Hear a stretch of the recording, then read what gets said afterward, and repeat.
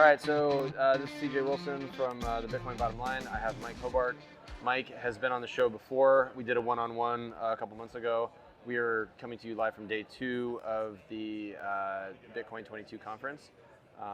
Trying not to get distracted from all the celebrities behind us right now. Yeah. All right, so Mike, good to see you in person. I feel like I only get to see you at Bitcoin conferences, right? So it's either here or BitBlock Boom or whatever, And then it'll be the next BitBlock Boom. Yeah. I mean, it's an easy problem to have, at least for me, being like based out of Iowa.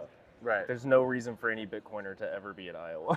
Okay, but I was just talking to somebody that I met at a Bitcoin meetup in Sacramento, and he knows a new congressional guy from Iowa. So it would be great because I'm going to have to go meet that guy in DC at some point. Okay. And then maybe you could come out there to DC and go with us. Yeah, to absolutely. Orange Pill a congressman. I will orange pill whoever you want me to. Let's do it. Okay, cool.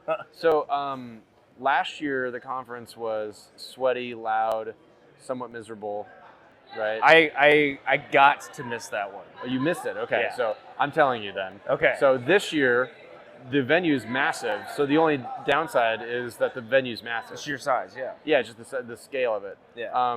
Have you had a chance to talk to see many talks and stuff like that? Like, there's a lot of breaking news things happening, but So, funny story about that is on Industry Day, I wanted to actually go to the mining stage and hear Todd Garland speak for Great American Mining. yeah. And the expo hall was so big, I got lost. And I couldn't find then I also was double foolish and didn't have the app downloaded, so you could get like the interactive map and everything. Right. So The app's fantastic. The I'm app always is awesome. sketchy about downloading stuff.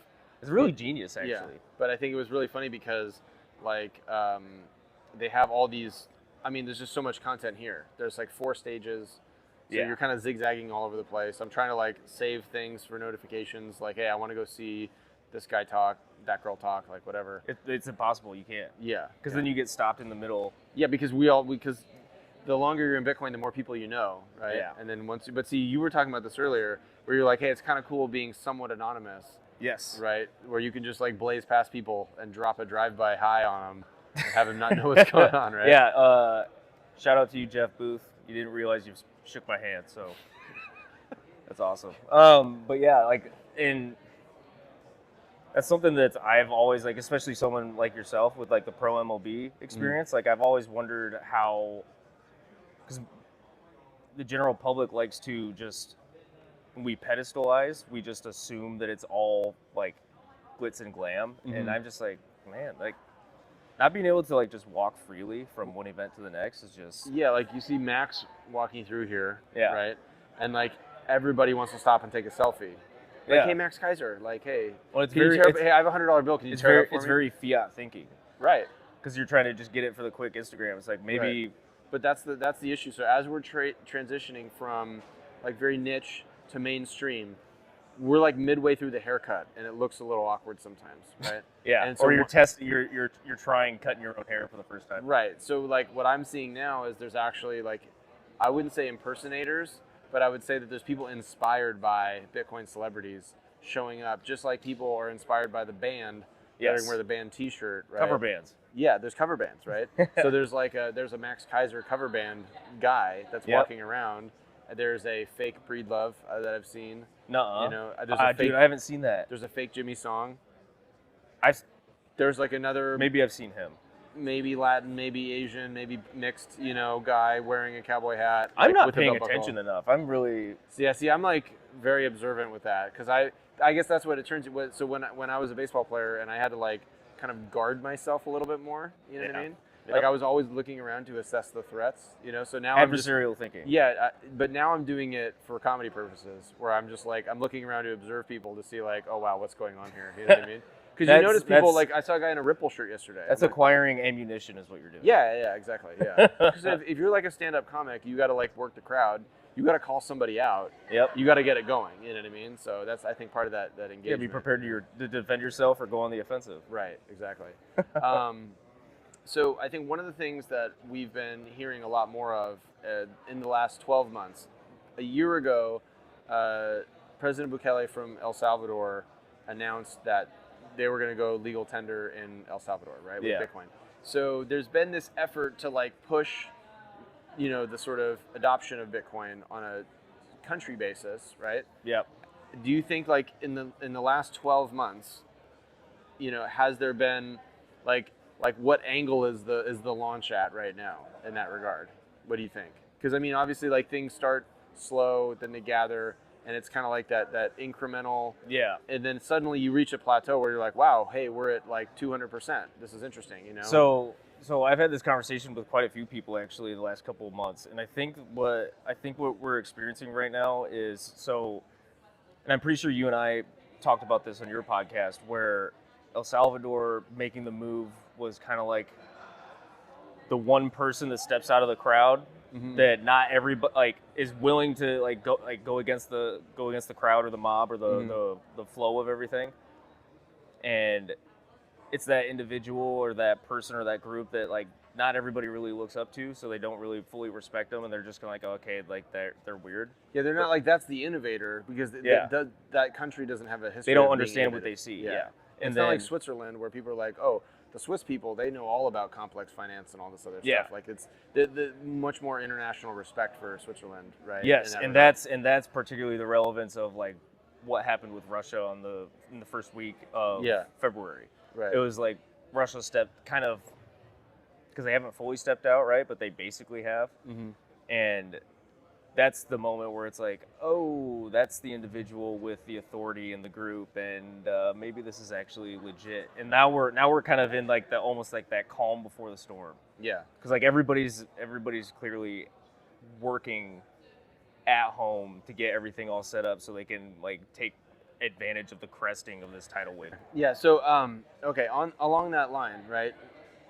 When it's like crossing the event horizon. Like we're in the process of doing it. Right. So things start to stretch out and elongate on the event horizon, right? Yeah. As you're getting sucked into the black hole, like theoretically, theoretically, time and vision and light all and energy all start to take on different properties, and things start to bend and slow down, and like things get weird. You lose the concept of things, right? Yeah. So right now, where we're at with that is you see two countries that are literally like fighting, right? There's like an actual conflict, like an actual war going on in Ukraine, and Bitcoin's actually helping Ukrainian citizens, right? It's helping the Ukrainian government in a way that people are donating Bitcoin, right? Yep. And at one point, there was this massive American government push to say Bitcoin's going to help these people evade sanctions. It's terrible. This is bad because now Russia is going to get away with all these atrocities. And then 3 days ago, Janet Yellen comes out and says there's no evidence that they're doing anything to evade sanctions using cryptocurrency. And I just thought that was really incredible because this is in the span of like a month. Yeah. I think the Ukraine conflict's about a month old at this point. It's been since the end of February to begin. What is it, April? Yeah, it's April now, right? Yep. So it's been about 30 days. And so to see the American government, and the person that's really been driving a lot of the anti-Bitcoin narrative publicly with Janet Yellen, suddenly say, no, they're not using Bitcoin to get around anything. And she's been using that as an excuse. That was one of her big weapons. It's like people that said China controls too much of Bitcoin, and then it's like China bans Bitcoin. You're like, okay, what's next? It's like the beautiful hypocrisy of just fiat systems in general. Yeah. So the government has been first to act and come out with some sort of statement, right? That statement gets eroded, but that erosion is happening quickly now. The FUD erosion is like the phase that we're in right now. Yeah. Where like you can't argue against this, you can't argue against that, you can't argue. So they're really running out of keys on the piano to bang on. You know what I mean?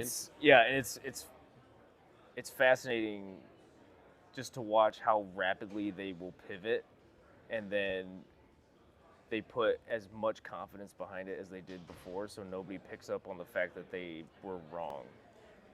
Right, but this is what I'm saying. Like, we're at the event horizon. Things are stretching, right? Yeah. Depending on your perspective on things, right? You can see, okay, so there's some small countries, some small cities, some wealthy cities or whatever that are taking Bitcoin adoption, right? Yep. Strike, Shopify, boom. Now you can go spend. That was wild. That's wild, right? So now you can use Lightning Network to go buy groceries, like literally, right? That's a thing now. So, all right, so now we're seeing the adoption rate Like now there's more outlets for you to spend your Bitcoin, right? So Yeah. now that's The ramping launch up. pad's getting built. Yeah, and now the FUD is getting eroded at the same time. Yep. So we always talk about like yield curve economically, right? That there's Yep. like too much inflation, and so they're going to try to like, deflate things or something. They're going to try to Yep. take some of the steam out of the engine.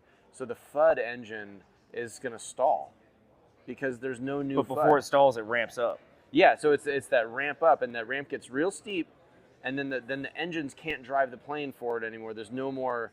It can't. So do you think we're beginning the stall, or We're about to stall? That's what I. Okay. That's what I see. I see a FUD stall. So if that's we're gonna if have that's a the FUD case, stall. if that's the case, that's power exciting. on FUD stall. If that's the case, that's exciting because that means that their FUD push is a lot weaker than I expected. Well, okay. If we're already stalling out. Think about FUD liquidity, right?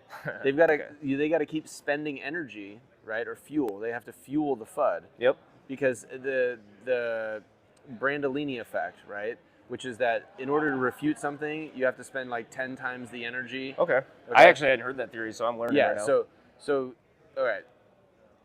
Someone could say that this table is pink, Yeah. and you could be like, it's not pink, and they could be like, no, it's pink, and then you're gonna have to spend 10 times the energy to like convince them of the reality, Yep. Right. Okay. Yeah. and they're just gonna stay stupid Maybe I have heard that before. and insolvent on their. Yeah, it's like you can Google it. It's a Brandolini's law. It's like people.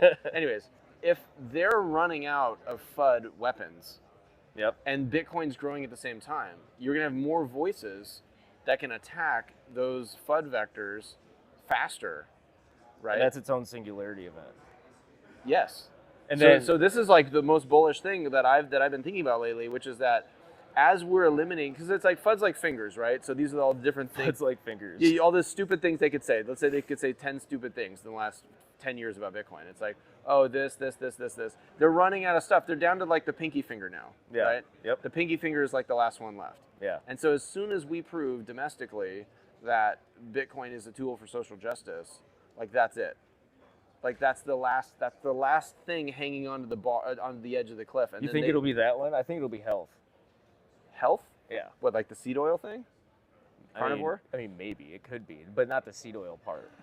I No. think it'll be health in the sense of. So I have an article should be coming out with Bitcoin Magazine in the next couple weeks because I feel kind of bad, but it's also like my job a little bit. Is I flooded Bitcoin Magazine with articles in the last like Right. 8 weeks. That's kind of the proof of work thing, though. You got to put it out there, right? Yeah, that's a Yeah. good point. But I have an article coming out where I interviewed one of Bitcoin Twitter's like little favorite like female personalities, Okay. and she talks about how because she came to Bitcoin and understood Bitcoin, it made her value health in a new way. Mm.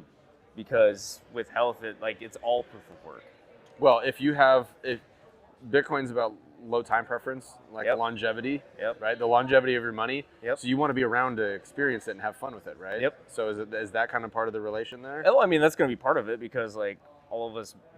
That's another funny thing about the Bitcoin community is that we're like one of the last ones that aren't nihilistic about population density or population growth. Like Sure. we're like, no, you need to like keep having kids. Yeah. Because if we don't have new kids to like grow the economy as far as even just like consumption, but like new kids and new thoughts and new ideas and everything, we Yeah. don't solve the problems. Yeah. And then it's like that's as far as health, technology, everything, that's Yeah. like extremely important. So think about that metaphor though of the plane climbing too high, too fast, and then running out of real horsepower. You know what I mean? Like if they lose an engine on that And that's climb, where and like demographics and everything play into that too. yeah. And that's, I mean, that should, I'm not trying to like be a catastrophizing jack or anything, but like that should scare people. It Well, should scare people into like but- taking their health and their finances seriously. Yeah, and I think that intersection between health, and like healthy lifestyle and Bitcoin is very interesting because I see that like a lot of people live contradictory lives. They don't make Yeah. they don't gain ground every day, right? Because Yeah. there's a cost entropy wise to like living. Like Yep. it's challenging. You have to spend energy, right? You Yep. have to make an effort. So I think while everybody wishes that they got better with age, right? There are certain things that go against you as you age. Yeah. Right. But if you can extend that window of like, quality of life, and then you can have a longer duration peak, that's the secret to happiness, I think. Personally, as a very fit 41-year-old, dad, I Yeah, want you look to like you're like 15. I think that's why I have to grow this creepy trucker stash, so I can I look like a grown up. Because like this goes okay, so this leads into an essay that I've been working on. Like getting into the mindset of valuing that kind of stuff also means that you have to value your own time and your own energy. And if you're going to value your own time and your own energy, you're also going to value like where you allocate your capital and everything. Of course. And because that you worked also hard for it, so you got to put it in the right spot. and that also means you're going to like value your time and your energy that you put into your health, which means not just working out, but like what you're eating and all that stuff, which means that you're literally valuing just energy itself more. And so the paper that I've been working on is I'm comparing, and I think Preston Pysh might have had like a little mind-blowing moment like a year or two ago where he talked about this. I was just recently reminded of it. I completely forgot. Sorry, Preston. He had this mind-blowing realization of how, and this is what I write about in my paper, of how there's the ATP life cycle like on the planet. Like the way the energy gets onto our planet is it falls on us like from the sun. Yeah. And then plants use chloroplast and photosynthesis to turn it into ATP, and then that ATP gets allocated by the market of natural selection into the organisms and the life forms that digest it and then digest it, but not only digest it because distribute it, reproduce, because in that way, this is where it kind of gets back to the Matrix, where like every form of life is technically a battery. Like it's a storage device for energy. Right. And so if we take that analogy and then we just look at how a free market economy operates, then you can compare the ATP to something like Bitcoin, where it's got proof of work energy. And as long as it's a hard, sound money asset, you can track as the Bitcoin goes through a free market, and these companies, you can think of companies like organisms. Yeah. The energy or the energy of the capital, like it's all getting allocated to everything that actually produces something and provides a function, and then. Well, yeah, and the bigger the company is, the more energy it's distributing because it's paying its employees. Yep. And then they're buying stuff. Yep. And then they're having more kids. And that's the other thing. That's the other thing too, is like in nature, no organism is wasted. Like even if it gets killed, it's gonna like the energy gets. Well, the battery thing is great because effectively a deer is a battery for a pack of wolves. Yeah. Right. And then you think about how like with the economies, like we've got all these zombie companies that we haven't let them get killed off and consumed by like something smaller to produce something bigger later on and better, and that's well, and that's where we're coming up to the stall. Yeah, and so that corporate digestion in a way, right? Yeah. And the corporate appetite. Creative destruction, yes. Yeah, and that appetite right now is fueled by this like easy money policy where people can just borrow a shit ton of money and do whatever they want with it. And they're like, oh, we just need yield from somewhere. It's like the high fructose corn syrup. Yeah. It's like the high fructose corn syrup of the economy. Yep. I like this. This is good. And then think about how like we all know now about how seed oils and high fructose corn syrup and refined sugars cause inflammation. Right. You can think of inflation as inflammation in the economy, like the inflammation response. Like everything's freaking out. That leads to pain at some point. We're seeing an autoimmune response right now. Right. Yeah. And the hair is going to fall out of the economy at some point, like realistically, right? Yeah, it's that's rashy. The stall. Yeah, it's going to get real rashy when there's repos. So I'm seeing this. So in the car dealership world, right? Like there's an indicator, like kind of canary in the coal mine, is like repossessions, credit declines. You know what I mean? People that missed payments. Yeah, missed payments, too many things out, and also people selling cars like very soon after buying them, like getting rid of their turnover cars. rate. Yeah, so but like not buying another car. So like somebody ditching it then. Ditching their car. Okay. So we're getting a lot of like, vendor sourced links where someone will be like, hey, I want to sell my diesel truck. I want to get like a Q5.